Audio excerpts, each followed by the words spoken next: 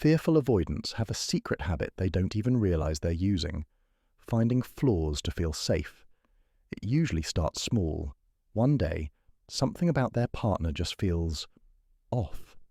Maybe it's the way they talk, the way they chew, the weight they've gained, or that shirt that suddenly seems impossible to look at.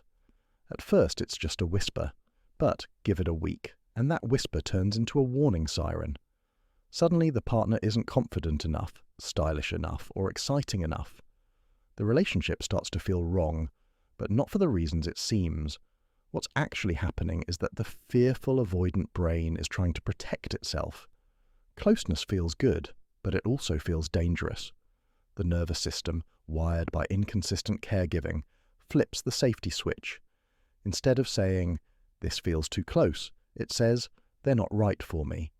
It's anxiety disguised as logic. The brain starts scanning for evidence to justify the unease. And because logic feels safer than fear, the story becomes, "I just don't feel it anymore." Neuroscience explains it pretty clearly. When intimacy deepens, the fearful avoidant brain releases stress chemicals like cortisol and adrenaline. To most people, safety feels soothing. But to someone with this wiring, safety feels suspicious. Calm connection activates an old alarm system that says, "This is where the hurt happens." The mind doesn't want to face fear directly, so it points the blame outward. It turns inner panic into outer critique, in the form of the classic ick.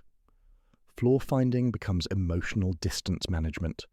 The fearful avoidant might nitpick, compare, or replay every little moment that proves the partner isn't right. Some even start subtly testing the relationship by pulling back affection, flirting elsewhere, scrolling dating apps, just to see what's out there. It's not that they are trying to be cruel, it's the nervous system trying to breathe. By flaw-finding, they regain control. If they can be the one to pull away first, they won't have to face the risk of being left. At the core, this isn't arrogance, it's fear. Fear of being swallowed by love. Fear of needing someone who might disappear. Fear of losing control of their emotional balance. When love feels unpredictable, control becomes the safety blanket. And what's easier to control than judgment? But for the partner, it feels like emotional whiplash. One day, they're adored. The next, they're being quietly audited. Every outfit, every text, every silence gets analyzed. They start shrinking, trying to be the version of themselves that will pass inspection. What they don't know is that their partner is terrified, not detached. Most fearful avoidants hate this pattern once they notice it. They don't want to be cold or critical. They just don't know how to handle the panic that comes with closeness. That's why awareness is everything. The moment flaw-finding starts, something deeper is trying to be heard. The real healing begins with a pause.